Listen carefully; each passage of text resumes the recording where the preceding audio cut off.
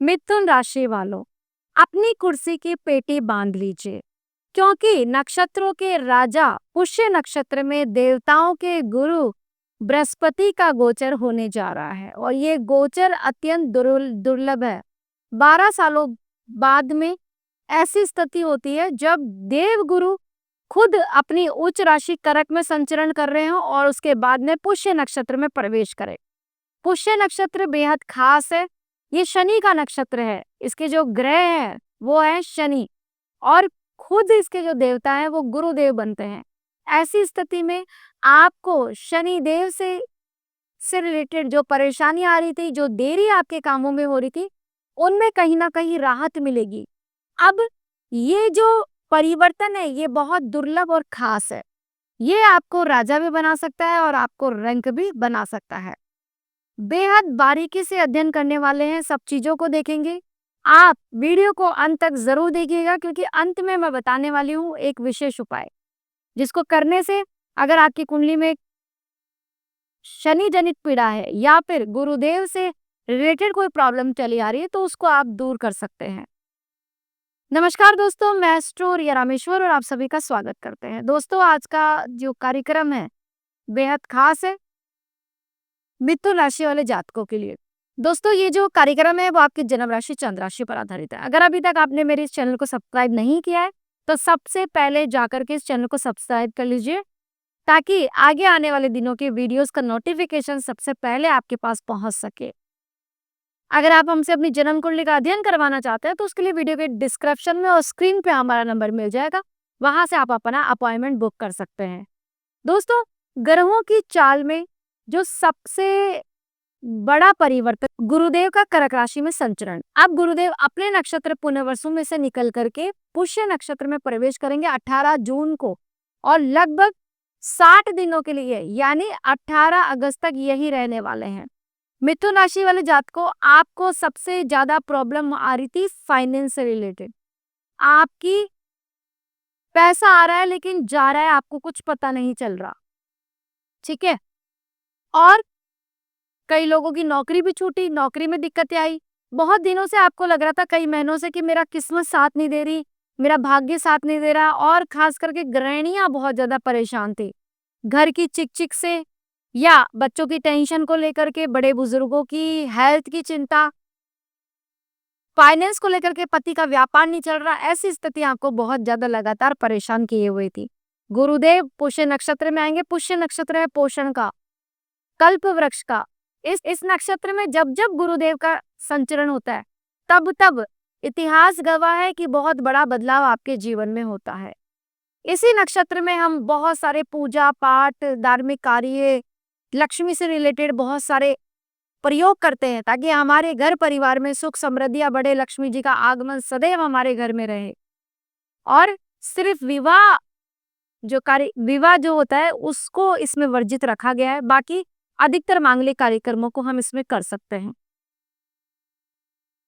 गुरुदेव जो कि आपके दूसरे घर में संचरण कर रहे हैं, आप मोटा मोटा तय मानिए कि परिवार का साथ मिलेगा। पैतृक मामलों में यहाँ पर आपको लाभ की स्थितियां दिखाई पड़ रही है। अगर फैमिली बिजनेस ज्वाइन करना चाहते हैं या फैमिली के बिजनेस से जुड़े हैं तो आपको बहुत अच्छा लाभ मिलेगा।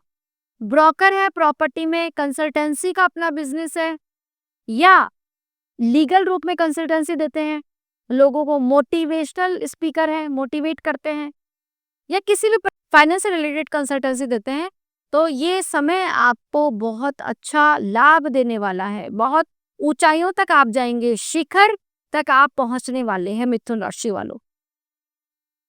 धन आएगा भी, धन बचेगा, धन निवेश भी होगा।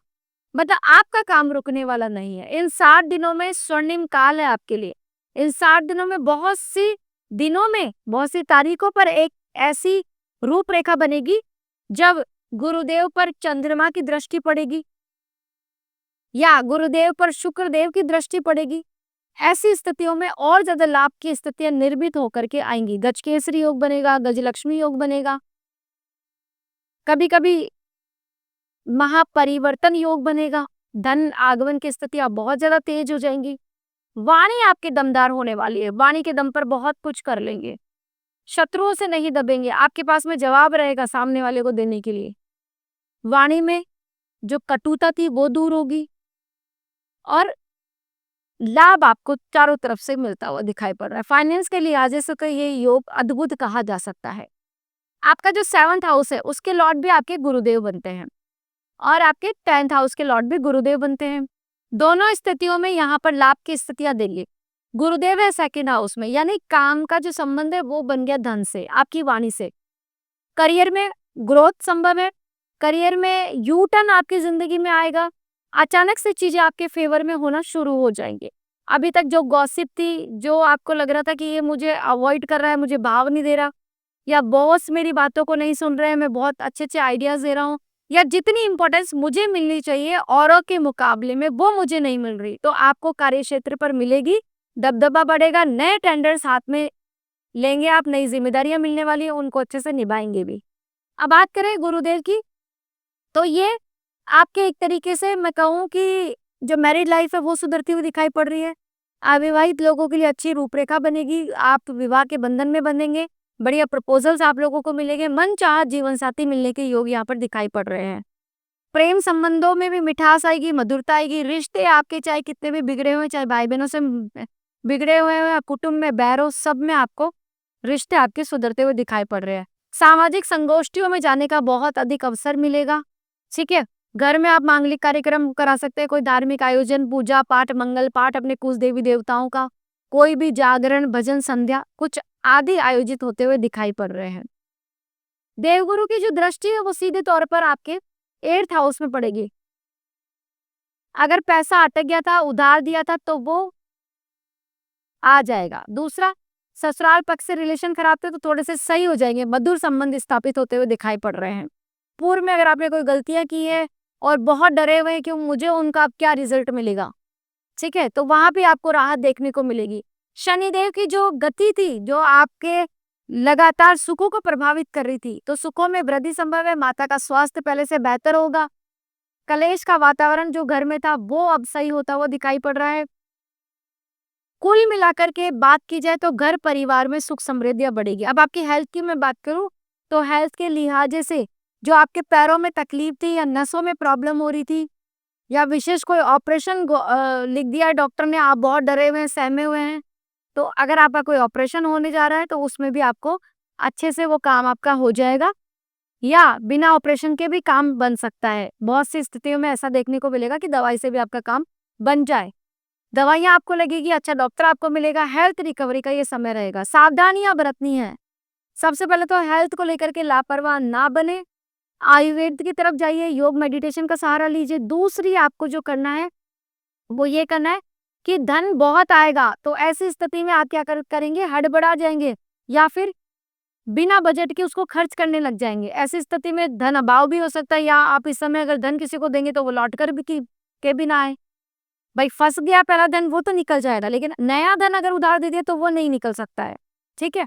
ये स्थिति दिखाई पड़ रही है। कोई लीगल मामला चल रहा था तो उसमें झूठी गवाही बिल्कुल भी मत दीजिएगा। चरित्र का विशेष ध्यान रखना है, उसूलों से चलना है, क्योंकि ये जो नक्षत्र है वो शनि के प्रभाव में आता है। तो ऐसी स्थिति में कर्म फल दाता और आपके न्यायाधीश, साथ में किस्मत का देवता, दोनों जब मिल जाते हैं ना, तो ऐसी स्थितियों में और ज्यादा आपको तरीके से चलना चाहिए, प्लानिंग के साथ में चलना चाहिए। दूसरा, भाग्य का साथ मिलेगा, धार्मिक यात्राओं के योग एक्टिव रहेंगे, धर्म स्थानों में आप बहुत ज्यादा विजिट करते हुए दिखाई पड़ रहे हैं, खास करके लंबी दूरी की यात्राएं, केदारनाथ, बद्रीनाथ, चारधाम यात्रा, पशुपतिनाथ यात्रा, इस टाइप की यात्राएं यहाँ ज्यादा दिखाई पड़ रही है। अब करते हैं उस विशेष उपाय की बात दोस्तों। सबसे पहले तो जो भी मिथुन राशि वाले जातक है, आपको केसर का तिलक माथे पे लगाना चाहिए और इसके अलावा हल्दी का तिलक नाभि पे लगाइए। पानी में थोड़ी सी चुटकी भर हल्दी डाल करके नहाना स्टार्ट कीजिए। और किसी विशेष कार्य के लिए जा रहे हैं तो हर गुरुवार के दिन आपको पीली मिठाई का भोग श्री हरिनारायण विष्णु को जरूर जरूर चढ़ाना चाहिए। तो दोस्तों कैसी लगी आपको ये जानकारी, उम्मीद करते हैं वीडियो अच्छी लगी होगी, पसंद आई तो प्लीज लाइक कीजिए। पहली बार मुझे देख रहे हैं, सुन रहे तो मेरा चैनल सब्सक्राइब करना ना भूले। कमेंट में जय गुरुदेव अवश्य लिखिए और इस वीडियो को शेयर कर दीजिए अपने मित्रों तक। मिलते हैं नेक्स्ट वीडियो में नई जानकारी के साथ में, तब तक के लिए राधे राधे।